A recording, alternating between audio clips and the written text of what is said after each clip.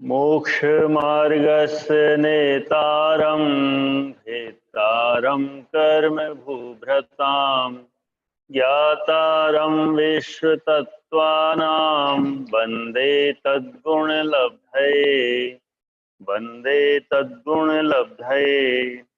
नारकतैर्य ज्ञोन मानुष दैवानी।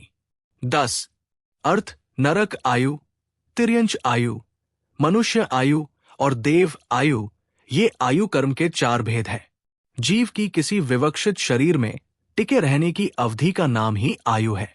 आयु कर्म के 4 भेद हैं: नरकायु, तिर्यगायु, मनुष्य आयु, देव आयु। नारकियों में होने वाले भवधारण के कारण को नारकायु कहते हैं। तिर्यंच में होने वाले भवधारण के कारण को तिर्यंचायु कहते हैं। मनुष्य भव में होने वाले भवधारण के कारण को मानुषायु कहते हैं। देव भव में होने वाले भवधारण के कारण को देवायु कहते हैं।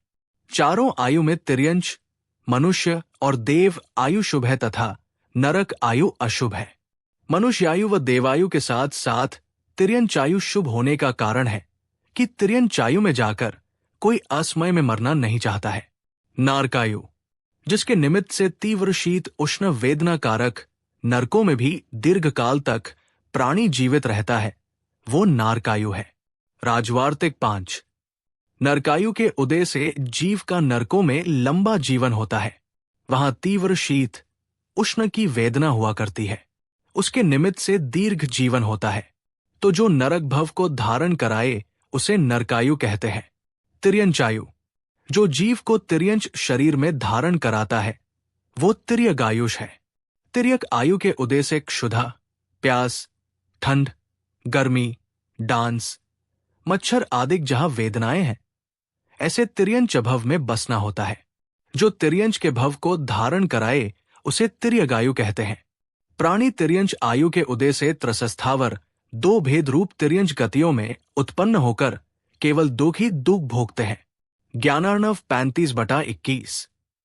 मनुष्यायु, जिसके उदय से शारीरिक, मानसिक, अत्यधिक सुख दुख से भरे हुए मानुष पर्याय में जन्म होता है, व जिसके उदय से प्राणी मानुष भव धारण करता है, वो मानुषायु कहलाती है।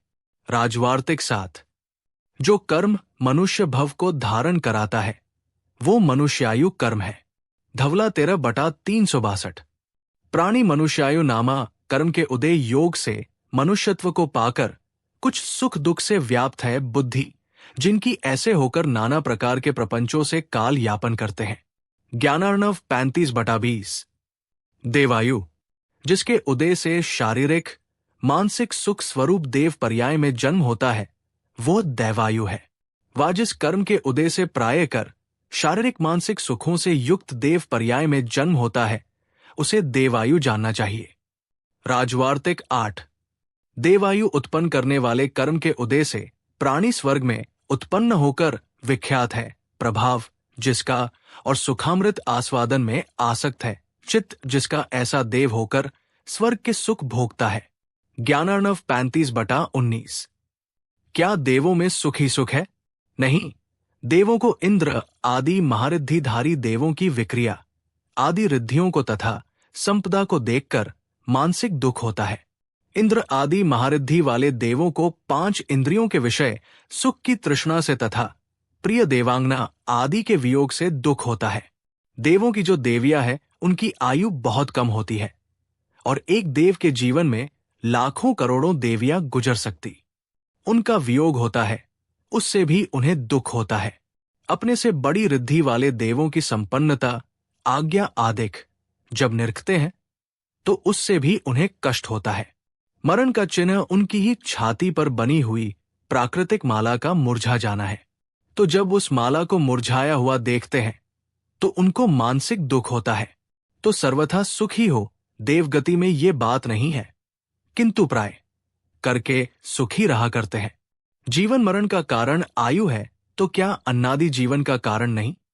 नहीं, जीवन का मूल कारण आयु है, अन्नादि नहीं, क्योंकि अन्नादि आयु के उपकार करने वाले हैं।